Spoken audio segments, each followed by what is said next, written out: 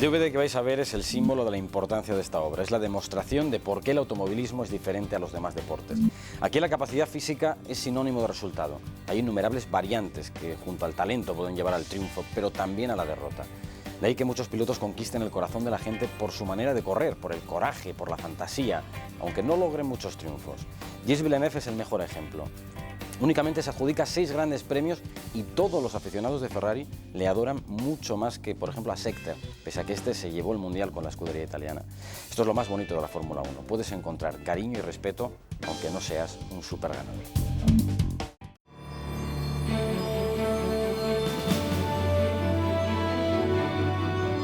Campeones sin corona.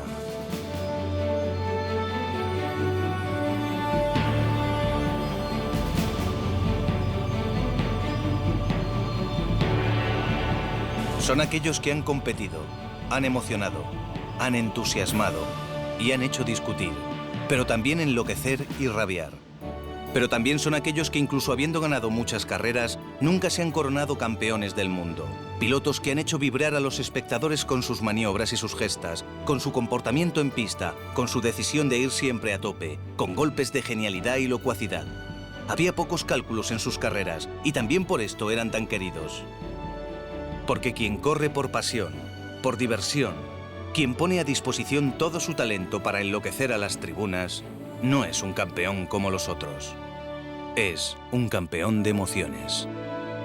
I grandi campioni hanno sempre 2 caratteristiche fondamentali, il talento e la dedizione. Il talento e la dedizione, unitamente all'intelligenza di un pilota, fanno un campione.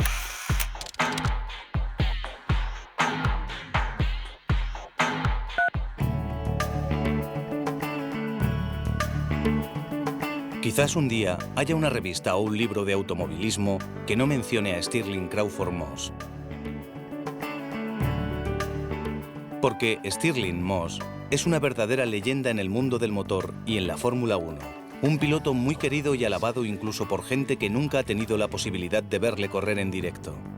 Él fue realmente el primer profesional de la Fórmula 1, capaz de convertirse en un buen reclamo para los patrocinadores, como lo fue en un primer momento para la compañía petrolífera BP. Pero también siempre estaba dispuesto para estar en contacto con los aficionados, firmarles un autógrafo o saludarles regalándoles una sonrisa. Nació en West Kensington, Londres, el 17 de septiembre de 1929. Justamente él fue el eterno segundo por excelencia en los mundiales de Fórmula 1 del 55, 56, 57 y 58.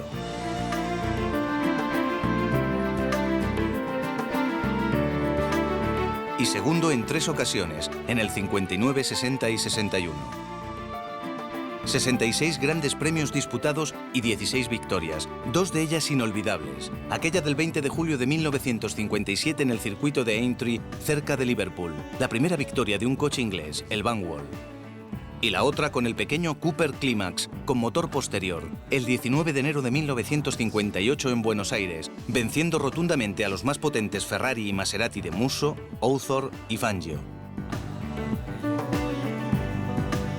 Pero más famoso aún fue su desgraciado episodio de 2 años antes.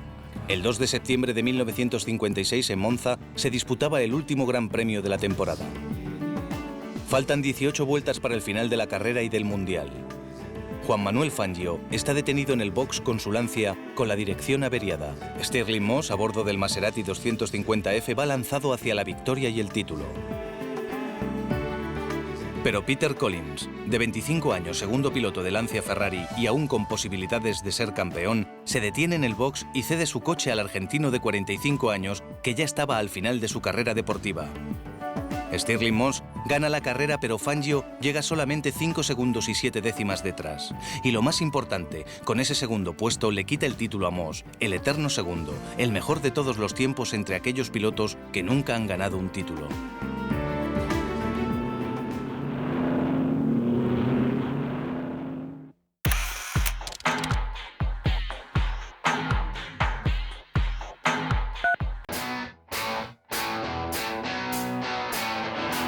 Damos un salto de 20 años y pasamos de Gran Bretaña a Suecia.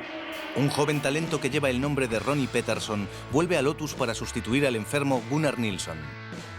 El sueco había impresionado rápidamente al circo de la Fórmula 1 desde su debut con March en 1970. 5 segundos puestos al año siguiente, en 1973, y el pase a Lotus junto al vigente campeón del mundo Emerson Fittipaldi. El sueco demuestra no tener ningún temor. 4 victorias y un gran tercer puesto en el campeonato. Otros 2 años en Lotus, pero con un modelo 72 ya en sus límites, Pettersson no puede hacer mucho. Llega entonces un retorno de un año a March y después el fichaje por Tyrrell, cuando justamente la escudería inglesa sorprende al mundo de la Fórmula 1 con el coche de 6 ruedas. Un monoplaza complejo, muy difícil de entender y de conducir, y justamente lo contrario al coche que el sueco hubiese querido encontrarse entre manos, acorde con sus características de piloto instintivo.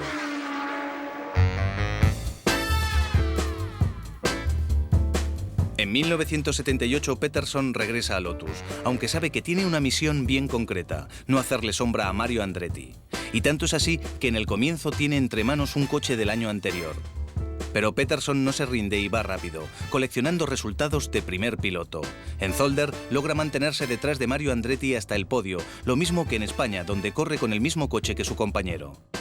Pettersson era decisamente uno dei piloti più forti che ci siano mai stati. Io non lo conoscevo da tanto perché ero appena arrivato, però con quello che si è visto negli anni 70 era uno dei più talentuosi e dei più veloci che ci fossero en quel momento en Fórmula 1. El sueco comienza a sentirse un poco incómodo en su papel de escudero.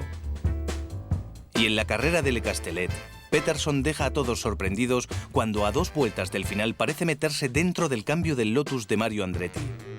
Es verdad que es un instante, ya que levanta el pie rápidamente, pero es evidente que Pettersson ha hecho un buen regalo al primer piloto. En Selberg, en el Gran Premio de Austria, el sueco gana colocándose a 9 puntos de Andretti, o lo que es lo mismo, de la cabeza del campeonato a 4 carreras del final. La tensión va en aumento, el mal humor es palpable, pero será el destino el que apagará las polémicas, y del modo más terrible.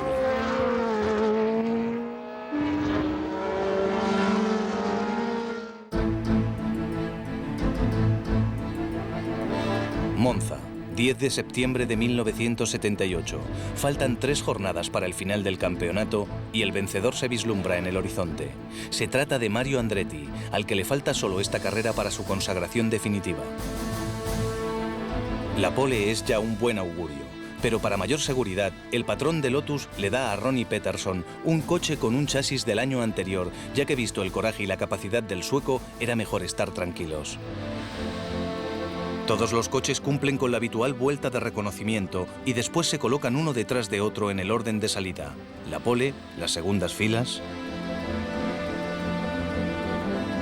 Pero el semáforo verde se enciende cuando los últimos monoplazas están aún en movimiento. La salida se ha dado con demasiada anticipación, obligando a cada coche a una arrancada en movimiento. El efecto embudo es inevitable. Y en la primera variante el tráfico se enloquece. Es un estruendo de alerones y motores, un caos indescriptible. Y justamente en aquel punto se consuma una de las tragedias más grandes de la historia de la Fórmula 1. En el desorden general, el Arrows de Riccardo Patrese entra en contacto con el McLaren de James Hunt, quien a su vez choca con el Lotus de Pettersson. El golpe del Lotus es violentísimo. El monoplaza se despedaza en 2 trozos y aparecen las llamas. Afortunadamente el piloto está a salvo, pero sus piernas no responden. Las fracturas las han destrozado. Hay que llevarle urgentemente al hospital. 2 horas después del accidente se enciende nuevamente el semáforo verde. El Gran Premio de Monza vuelve a comenzar, aunque a 40 vueltas en lugar de las 52 previstas y sin 5 pilotos. Andretti y Villeneuve salen un poco antes y a pesar de llegar primeros, tienen 1 minuto de penalización por anticiparse en la salida, lo que les relega al 6º y 7º puesto. La carrera es ganada por Niki Lauda, pero a Andretti le importa poco, ya que lo único que le preocupaba como amenaza para su título era su compañero de equipo Ronnie Pettersson. Pero Pettersson está en el hospital milanés de Niguarda mientras Andretti es campeón del mundo. La verdad es que para Andretti, con el piloto sueco operado no hay nada que festejar, y no lo hará nunca. A la mañana siguiente llega una inesperada y terrible noticia. Después de una intervención de 7 horas, Ronnie Pettersson muere por una embolia gaseosa. e vengo incolpato di essere stato il protagonista causa dell'incidente, cosa che poi si trascina per 3 anni e viene da un tribunale ordinario della giustizia italiana, viene detto che io non avevo responsabilità del fatto.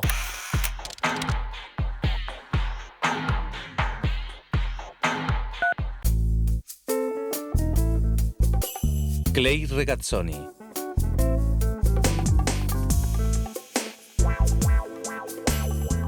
Vividor, bailarín, futbolista, tenista y, por momentos, piloto.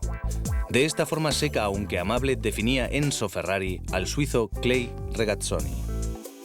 Natural de Mendrisio, región de Ticino, cerca de Lugano, Regazzoni no brilla en las fórmulas menores, pero en 1970 obtiene el prestigioso título europeo de la Fórmula 2. Enzo Ferrari lo ha descubierto antes, invitándolo a Maranello en la Navidad de 1968, y 2 años más tarde le hace debutar también en Fórmula 1 de guardaespaldas de Jackie Ickx, y alternándolo en el otro segundo coche con el romano Ignacio Giunti. Pero el suizo demuestra talento, estilo y temperamento. Es cuarto en su debut en el Gran Premio de Holanda y luego obtiene el mismo resultado en Gran Bretaña. Lo hace aún mejor en Austria, donde es segundo detrás de su capitán y a tan solo 61 centésimas. Clay Regazzoni busca entonces la confirmación en el siguiente Gran Premio de Italia, el 6 de septiembre. Io ho corso a Monza nel 70 e ho avuto la fortuna di vincere. Ogni giro un po' io, un po' Ickx, un po' Stewart, un po' Rodriguez, no? Davamo il cambio. Poi ho cominciato qualche rottura, sono fermate le BRM e alla fine, verso gli ultimi 20 giri, erano rimaste 6 macchine, quindi io ero rimasto solo con la Ferrari a difendere il colore del cavallino, quindi con le bandiere svizzere di Ferrari, mi ricordo perché c'erano 30.000 svizzeri che erano venuti a Monza, no? Finché pare a 6 giri dalla fine Beltois si è inserito tra me e Stewart, quindi Beltois era un po' più lento alle 2 di Lesmo, che erano veramente, Lesmo erano 2 curve difficilissime, quindi ho arrischiato e questo è il momento che devo approfittare quando hai quei pochi metri che magari riesco a sganciarmi Stewart dalla scia. Infatti così è stato, poi l'invasione, il pubblico, una cosa stupenda. Con la victoria de Monza, Regazzoni es quinto en el Mundial. El suizo es la sorpresa del campeonato 1970. En 5 carreras ha llegado 4 veces en los puntos, una progresión impresionante. 2 veces cuarto, luego segundo y al final primero. Y con los 9 puntos conquistados en el Gran Premio de Italia, Regazzoni se permite el lujo de superar en puntos a su compañero de equipo y capitán Ickx.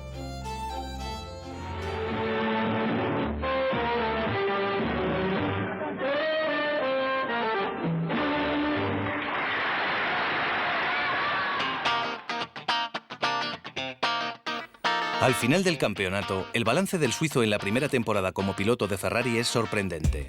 Tercero con 33 puntos contra los 40 del compañero de equipo belga y 45 del desafortunado Jochen Rindt, al cual se le adjudica el título 1970 post-mortem. Al año siguiente echa a perder rápidamente todo lo bueno que mostró en la temporada de su debut. 3 terceros puestos y el resto una larga serie de abandonos causados por roturas mecánicas y salidas de pista. Pero sobre todo, la causa principal es el monoplaza. Primero, el 312B desilusiona y después, el 312B2 promete mucho, pero demuestra poco. La misma historia en 1972, cuando la escudería decide cargarle el peso del fracaso al propio Clay Regazzoni, que es despedido. Pero 1973 fue el año más negro de Ferrari, con un 6º puesto final en la clasificación de constructores empatados con BRM, donde había recalado Regazzoni. Era la peor clasificación de los Ferrari de todos los tiempos.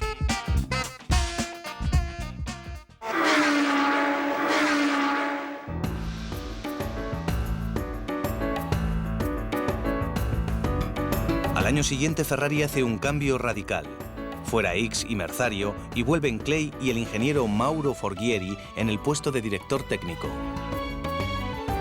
Pero también llega Luca de Montesemolo, un joven abogado formado en Estados Unidos, puesto a disposición de Ferrari por Giovanni Agnelli en persona para que adquiera experiencia. Y sobre todo, Y muy deseado por el Commendatore, llega desde BRM un tal Niki Lauda, un frío austríaco que siempre hablaba claro, muy claro. En el comienzo de la temporada 1974, Clay Regazzoni es el número 1 en Ferrari. Lauda comienza como segundo piloto, pero no se siente inferior a nadie. Con el coche que conducían, que iba como un misil, Regazzoni y Lauda podrían haberse repartido las victorias si hubieran planificado y organizado la temporada. Pero en cambio, los dos pilotos se enfrentaron uno contra otro con la única, directa y desagradable consecuencia de perder el Mundial y entregárselo a Emerson Fittipaldi, campeón con McLaren. De todos modos, el campeonato 1974 es recordado como uno de los más equilibrados en la historia del Mundial. En Mosport, Gran Premio de Canadá, a mitad de carrera, la clasificación tiene en cabeza a Lauda delante de Fittipaldi, Scheckter y Regazzoni. Esto significaba una clasificación general que en aquel instante, e increíblemente, tenía a los 4 pilotos empatados a puntos en el primer puesto, 49 para cada uno.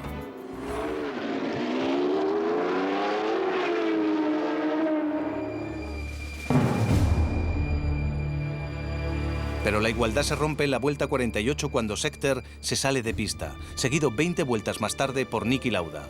Y entonces, a una sola carrera del final, Clay Regazzoni y Emerson Fittipaldi se presentan con el mismo guarismo, 52 puntos en lucha por el título. En Watkins Glen, el desafío se resuelve casi de repente y por culpa de Clay y de Ferrari.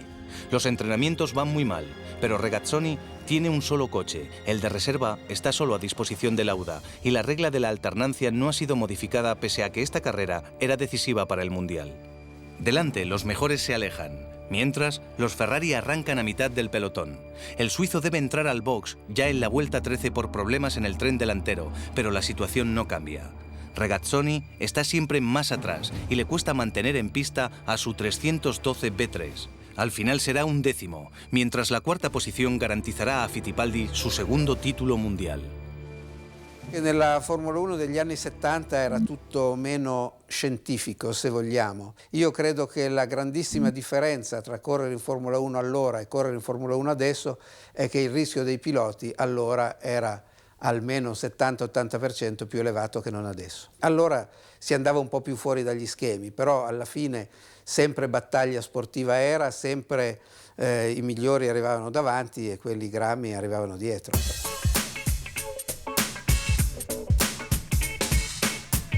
En 1975 terminará finalmente la abstinencia de Ferrari que había comenzado el 25 de octubre de 1964.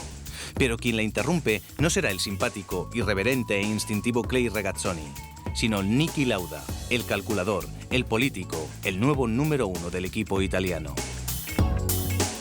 Al suizo le quedará la satisfacción de otro triunfo en Monza el 7 de septiembre de 1975.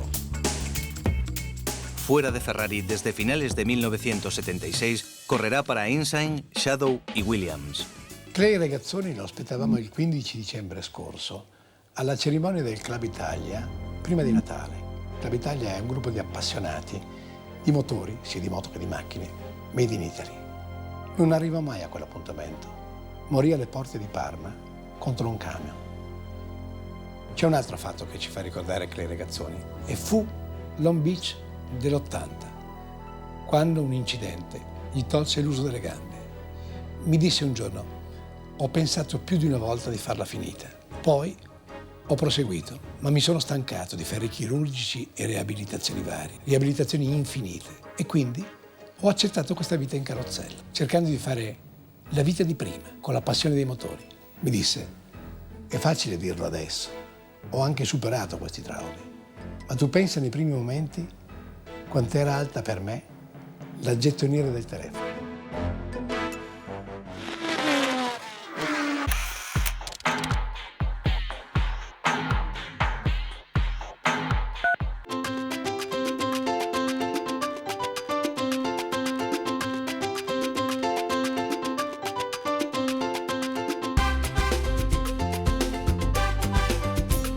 Aquel atormentado y tormentoso, frase con la que Enzo Ferrari le marcó a fuego en sus memorias. Él es el tercer argentino luchando por el campeonato después de sus compatriotas Juan Manuel Fangio y José Froilán González, grandes protagonistas de los años 50. Reutemann se había hecho conocer ya en la treintena en su debut en el Mundial en 1972. Era el Gran Premio de Argentina y sobre un Brabham conquistaba la pole position delante del Tyrrell del vigente campeón del mundo Jackie Stewart. El gaucho triste, otra etiqueta que siempre le persiguió a Reutemann, estuvo en Brabham durante otros 5 años ganando 3 grandes premios en 1974 y uno al año siguiente. El argentino llega a Ferrari para sustituir a Clay Regazzoni, pero también para hacerle sombra a Niki Lauda, al que Enzo Ferrari consideraba acabado después de haberse negado a correr en Fuji, razón por la cual el título fue para James Hunt, de McLaren. Pero finalmente, 1977 será el año de la larga y sutil revancha de Niki Lauda frente al legendario Commendatore. Incluso con un adiós anticipado a Ferrari, 2 carreras antes del final del Mundial y apenas conquistados los puntos que le garantizan al austríaco el segundo título mundial, su monoplaza pasa a manos de Gilles Villeneuve. Solito problema, perché non riesci a ripetere il tempo che hai fatto durante le prove? Adesso. Ma te lo chiedo, perché? Paolo, te dà il 50% di grip, eh? No, lui sta già girando in 19,5 tutti quanti quelli che hanno partito. Io non lo posso fare.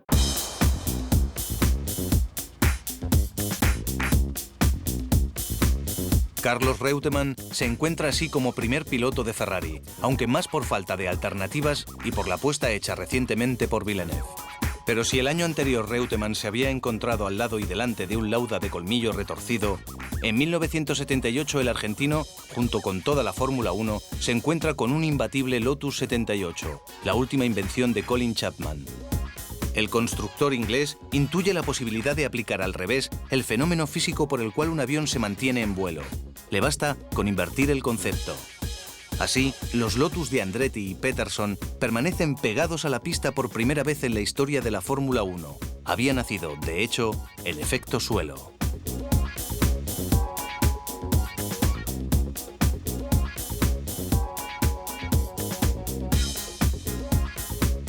Lola se defiende como puede.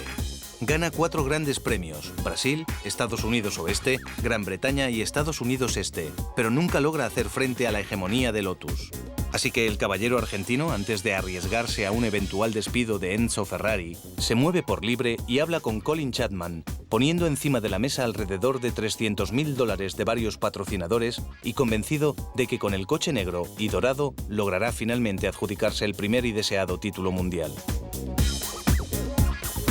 Sin embargo, en el invierno de 1979 la competencia logra reducir la diferencia técnica de la escudería inglesa y para el argentino será otro año de desilusiones. Non tengo un ricordo cattivo di Ferrari, invece ho un ricordo buono dell'ambiente in generale di Ferrari, di tutto il materiale umano di Ferrari. Solo che una cosa che tutti gli italiani conoscono, la grossa pressione che si fa sopra il team Ferrari per ovviamente vincere tutte le corse. Pero Carlos Reutemann alcanzará el punto álgido de mala suerte en 1981, en su segunda temporada en Williams. A su lado está el vigente campeón del mundo, Alan Jones, que se adjudica inmediatamente la primera carrera del año en Long Beach. 15 días más tarde, en Brasil, en el circuito de Jacarepaguá, Carlos Reutemann se toma revancha, encabeza desde la primera hasta la última vuelta. Así nace entre los dos pilotos de Williams una rivalidad implacable, dura, rabiosa, que tendrá un único efecto: favorecer al tercero en discordia, Nelson Piquet.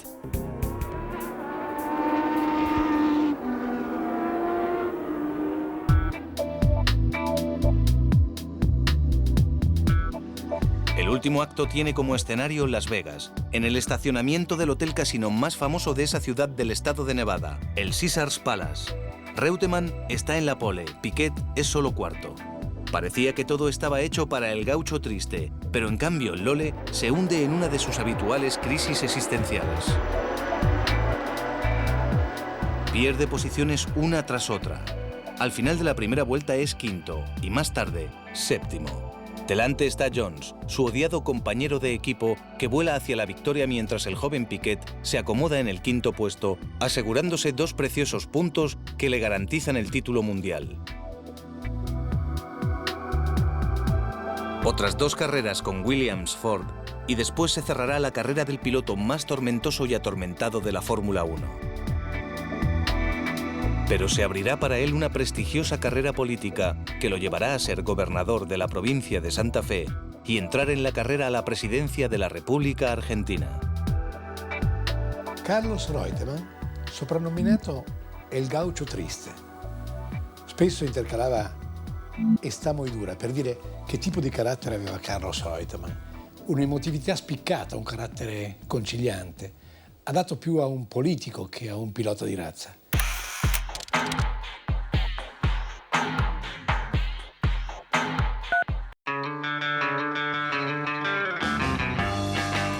Joseph Gilles Henri Villeneuve, nacido en Montreal en 1950, hereda de su padre la pasión por las carreras. Gilles comienza en las carreras de motos de nieve, pero su pasión por los motores le lleva a desafiar la velocidad en coches. Villeneuve era un ragazzo di campagna con una grande passione per la velocità.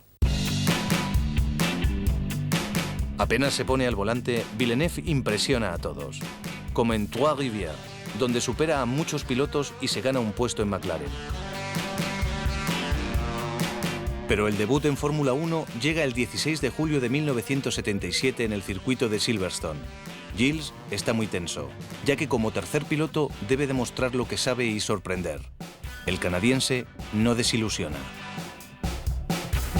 Pese a su ya habitual salida de pista, llega un 10º y se gana a los críticos. Ha dejado con la boca abierta al mundo de la Fórmula 1.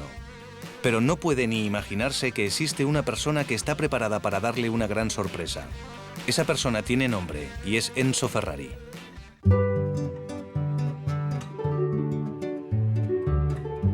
Enzo Ferrari convoca al canadiense en Fiorano para una prueba. Amare l'automobile era la prima qualità, la prima dote che io dovevo scoprire nel mio interlocutore prima di assumere. Le habían hablado bien, pero en persona es aún mejor, humilde, tímido. Nace de repente una simpatía entre el grande vecchio y el gran joven. Después de unos pocos días es Ferrari quien le llama por teléfono a Villeneuve. ¿Estás preparado para firmar el contrato con nosotros? Villeneuve firma. $75.000 más 15.000 para la familia. Basta de roulotte.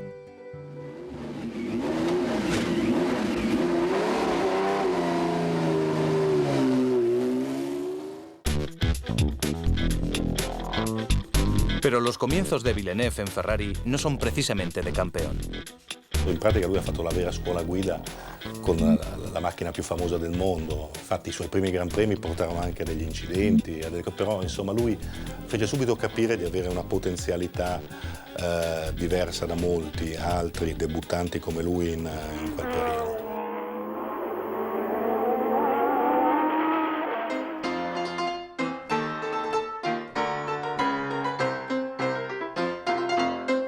Solo Enzo Ferrari continúa defendiéndolo y achaca a los errores técnicos del equipo la furia de Villeneuve. Gilles no despega, ya que en 15 grandes premios tiene solo 8 puntos. Pero es justamente su tierra, Canadá, quien le regala en aquel 1978 tan rácano una satisfacción muy grande, la primera e inolvidable victoria.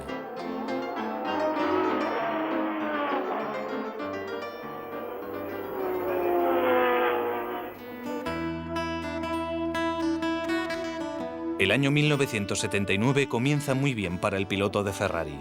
Después de 4 carreras, Villeneuve está en cabeza del campeonato y ni siquiera su compañero de equipo, Jody Scheckter, está celoso.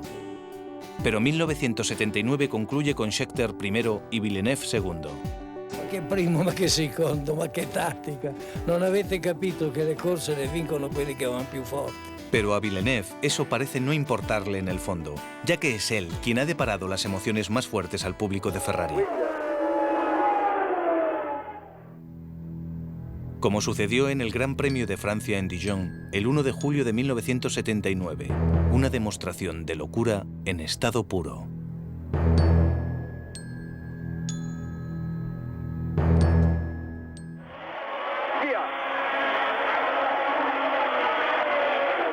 si è portato al comando davanti a Jabouille, mentre anche Scheckter cerca di passare all'interno.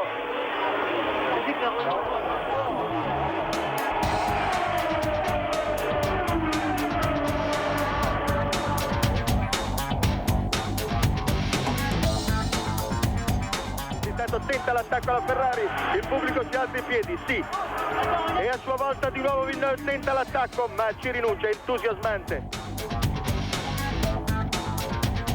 Son las últimas vueltas. Delante de todos está el Renault de Jabouille. El motor turbo montado por la casa francesa muestra toda su potencia. Detrás del turbo está solo la constancia de Villeneuve. Pero faltando 3 vueltas también está el otro Renault, conducido por René Arnoux, que quiere conquistar el segundo puesto. Supera el Ferrari de Gilles. Villeneuve no se quedará quieto. No piensa ni de lejos en regalar el escalón de la mitad del podio, y Arnoux, frenando al límite, lo adelanta. E Villeneuve tenta un attacco in frenata, è riuscito a superare nuovamente Arnoux, e adesso è Arnoux che tenta di resistere. Eccezionale questo attacco di Villeneuve.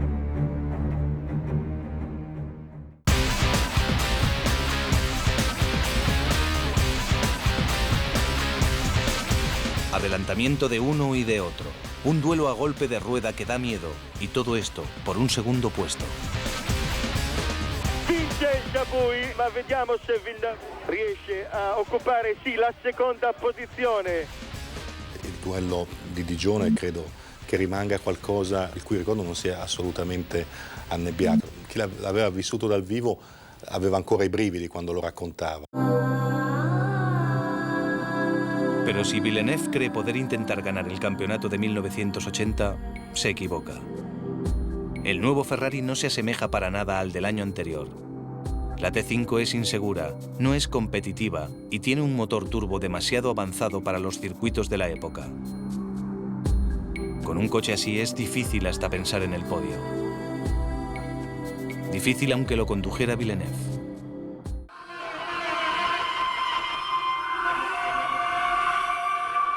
El 14 de septiembre, en Imola, el piloto canadiense sufre uno de los accidentes más graves de su carrera. En la quinta vuelta, un poco antes de la tosa, sufre un pinchazo.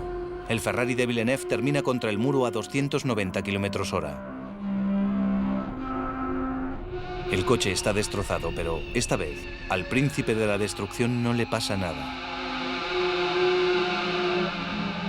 Villeneuve sale casi ileso del habitáculo.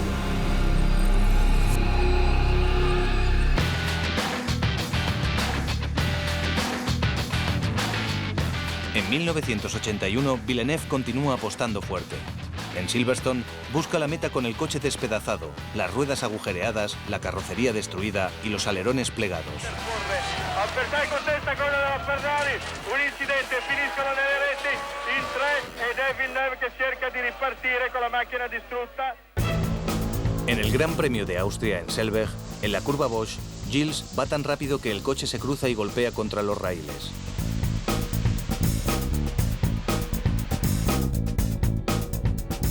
En Holanda, en Zandvoort, no logra ni siquiera terminar la primera vuelta. Poniendo la quinta, el Ferrari aterriza literalmente sobre el Alfa Romeo de Giacomelli. Cierto es que alguna apuesta sí logra ganar.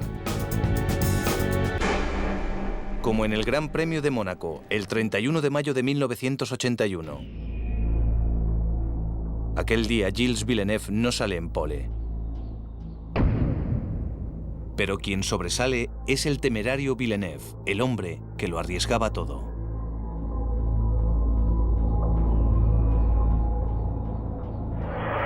Sui motori, via! Nelson Piquet riesce a prendere la testa seguito da Villeneuve.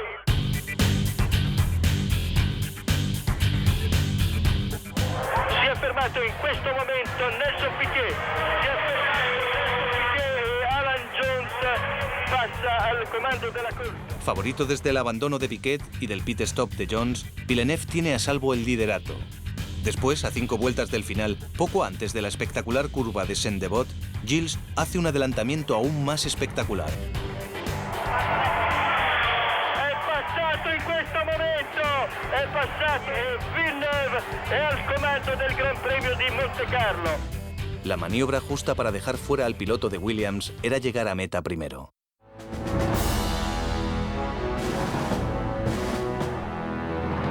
La escena conmueve a los aficionados de Ferrari y también a los mecánicos, técnicos e ingenieros de Maranello. Pasaron 18 meses desde la última vez que uno de Ferrari subía al podio, y para Villeneuve es quizás la victoria más bella. Gilles Villeneuve ha vinto da grandissimo campione questa corsa, ha saputo dominare la propria foga nella fase iniziale e ha saputo portare fino in fondo la macchina. Montecarlo, Jarama, Montreal. Villeneuve ha corrido un montón de riesgos en aquel año, pero ha ganado poco. Al final del campeonato conquista solo una séptima posición, aunque aún más bajo rueda el nuevo compañero de equipo de Villeneuve, Didier Pironi, apenas es 13º. Ma è così, la prossima anno speriamo sarà meglio, sicuro sarà meglio.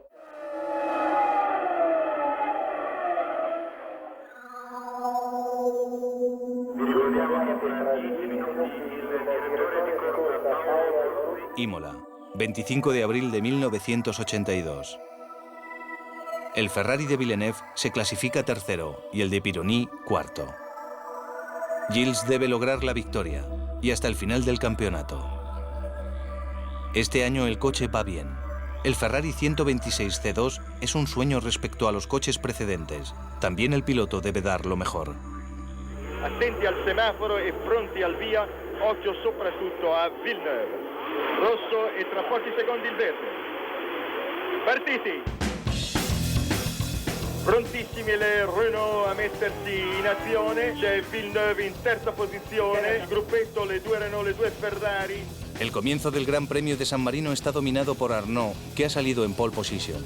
Prost, segundo, se retira en la séptima vuelta, mientras Villeneuve está en segunda posición, aunque en la vuelta 26 supera a Arnaud.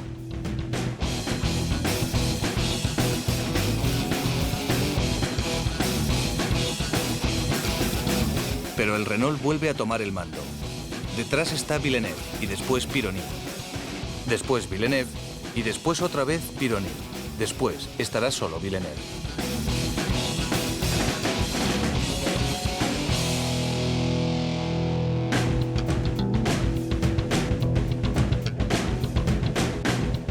Pero en la vuelta 44 sucede algo.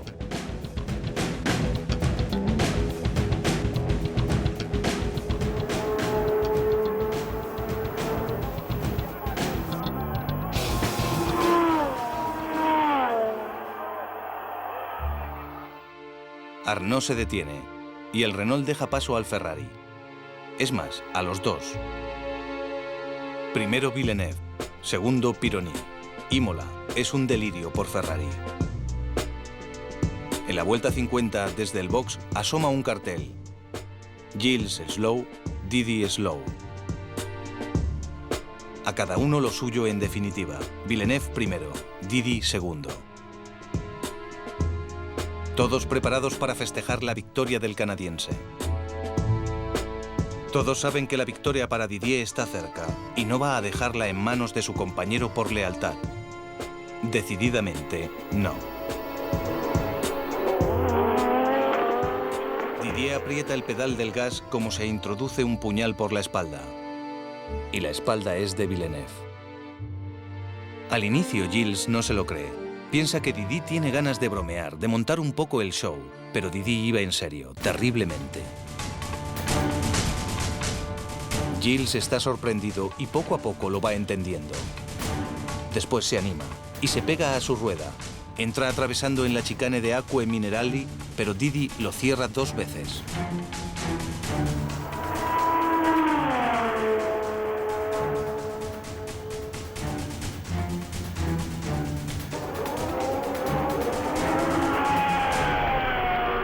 Finalmente Villeneuve logra superarle, pero cuando llega a los boxes ralentiza. Como es natural, como es justo. Didier debería hacer lo mismo.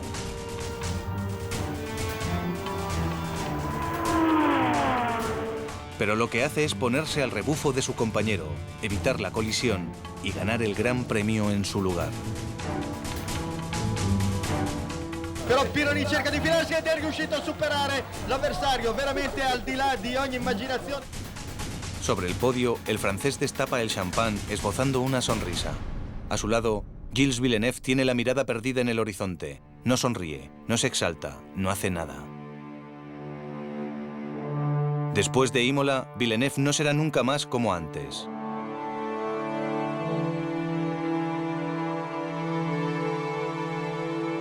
Gilles tiene ahora un único objetivo: vengarse de Didi. En pista se lo hará pagar en la primera ocasión. Fuera ya lo ha hecho. No le dirige más la palabra.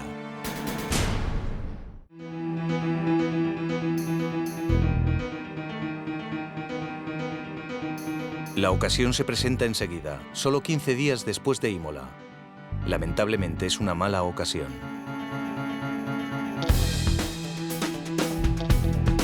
Zolder es un circuito poco querido por los pilotos. Tiene escasas escapatorias y una organización decadente. Aquel año, encima, se habían inscrito 32 coches, demasiados según el sindicato de pilotos. Demasiados según Gilles, que detesta el tráfico. Pero en la víspera de la carrera, el piloto canadiense se lamenta también de otra cosa: la mezcla dura de los neumáticos, una dirección que no responde a los mandos, un cansancio, un miedo y un sentido de aislamiento nunca antes conocido, y mucha rabia.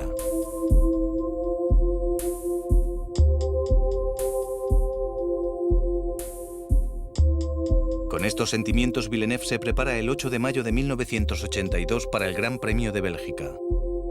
En la clasificación de Zolder, Villeneuve quiere batir absolutamente el tiempo de su compañero. No ve otra cosa.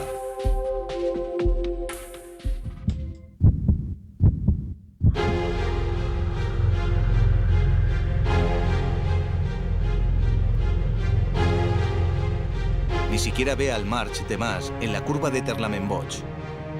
Podría haberle superado por la izquierda, ya que hay más espacio. Villeneuve intenta dar un golpe de efecto y adelanta por la derecha.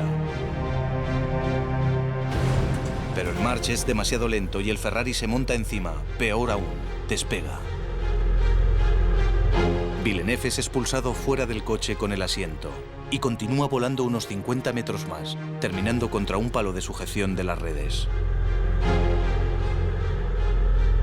Su corazón deja de latir en el Omloop Terlamen de Zolder a las 21:12 del 8 de mayo.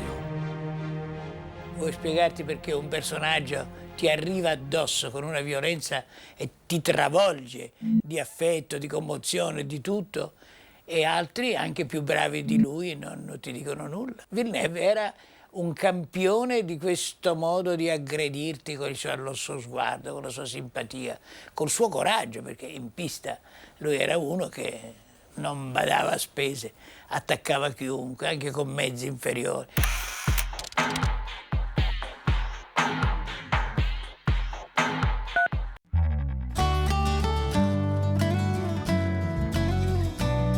Otro que fue generoso, otro campeón de emociones de la Fórmula 1 y otro piloto de Ferrari durante 5 temporadas, y siempre de lengua francesa. Su nombre es Jean Alesi, hijo de un carrocero siciliano de Alcamo que se fue a Francia a probar fortuna. Y en Alcamo todos le aplauden, desde sus primeras apariciones en Fórmula 1. Alesi llega a la Fórmula 1 en 1989 después de una larga y victoriosa carrera en los campeonatos menores de Francia. Pero también gracias al imprevisto y polémico divorcio entre Tyrrell y Michel Alboreto, uno de los pilotos más queridos del paddock, que había sido subcampeón con Ferrari. Y Ferrari había ya cruzado con anticipación su destino con el de Jean Alesi. Hay sobre todo una carrera inolvidable en la cual se consagra el joven Jean. Es el 11 de marzo de 1990. En las infernales curvas del circuito urbano de Phoenix, su Tyrrell parece volar. Partiti, comincia il campionato del mondo 1990. Gran bagarre, vedete Alesi che sta cercando, si porta al comando, seguito dalle due McLaren a Ferrari di Prost. Alesi tiene en la cabeza al gran Senna. El francés logra mantenerse delante del brasileño incluso durante 34 vueltas antes de rendirse a la superioridad del McLaren. Su duelo es emocionante, con una serie de maniobras de locos. Jean Alesi conquista al público.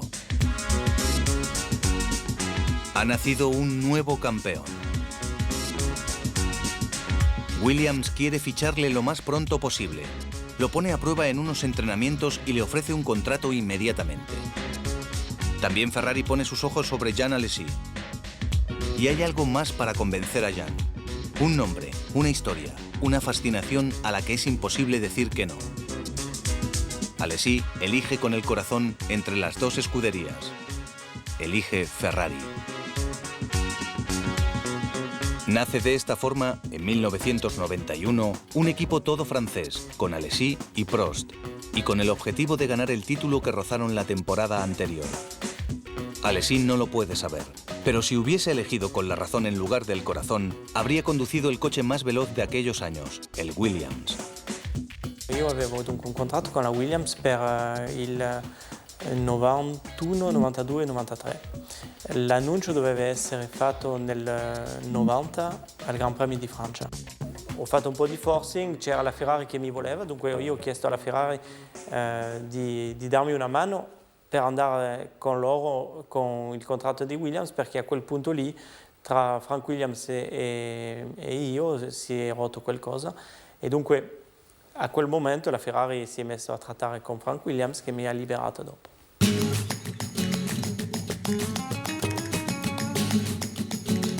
Alesi se encuentra a menudo saliendo en mitad del pelotón con un Ferrari casi nunca a la altura de su historia, con numerosos incidentes y abandonos desafortunados, pero se entrega como un león. Para Alesi, la cita con la victoria parece siempre anulada. Pero como en los cuentos, también el francés vive su momento de gloria. El 11 de junio de 1995 es un día particular. Alesi festeja su 31 cumpleaños. Al mismo tiempo está programado sobre el circuito de Montreal dedicado, qué casualidad, a Gilles Villeneuve, el Gran Premio de Canadá. Justamente sobre esta pista, en 1978, Villeneuve obtuvo su primera victoria con Ferrari. Alesi sale desde la segunda fila, detrás del Benetton de Michael Schumacher, el Williams de Damon Hill y el Ferrari del compañero de escudería Gerhard Berger. ¿Cómo puede ganar saliendo desde la cuarta posición un piloto que ha corrido 90 carreras del Mundial sin haber ganado nunca? Semaforo rosso, eccolo, quasi subito il verde. Via! Molto bene le due, la Williams di Damon Hill e di Coulthard. Schumacher però le tiene dietro alla prima frenata, male la Ferrari di Alesi. Con el semáforo verde, el francés hace una buena maniobra, aprovecha una duda de Berger y se pone tercero. Ni siquiera Hill parece inalcanzable. Alesi le sigue de cerca hasta que en la curva le hace un adelantamiento de libro.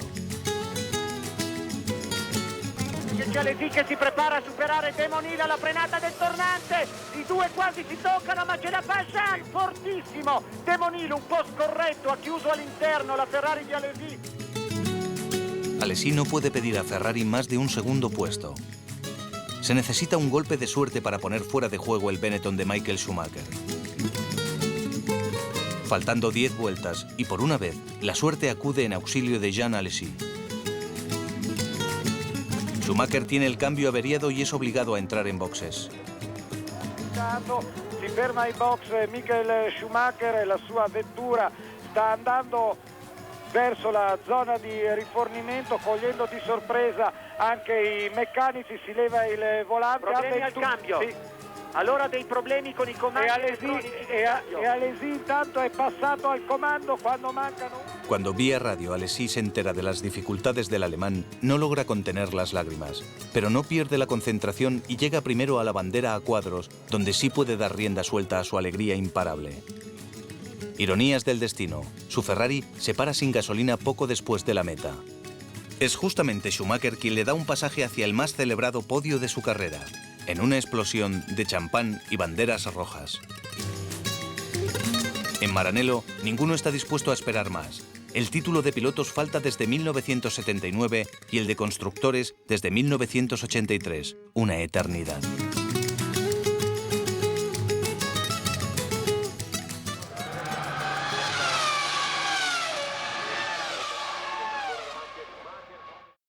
Así que Gianni Agnelli, en persona, convence a Luca de Montezemolo y a Jean Todt para hacer una revolución en Ferrari.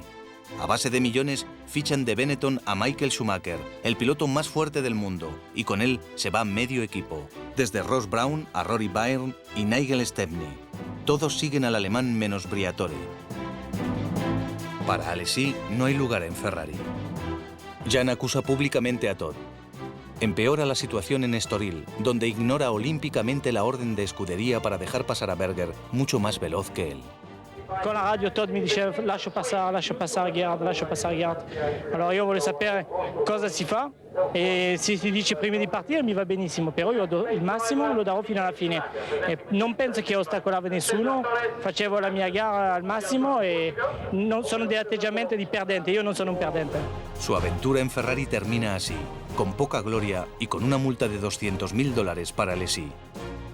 En los años siguientes no saboreará más la alegría de la victoria, pero su amor por el cabalino permanece inamovible.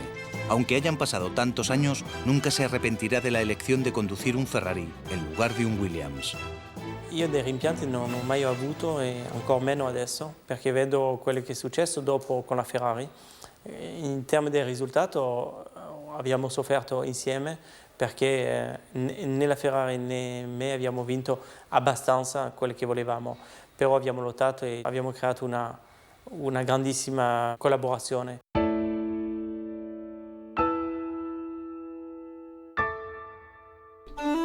Un gran amor que no se discute. Justamente como la pasión que los aficionados siempre han tenido por Jean Alesi.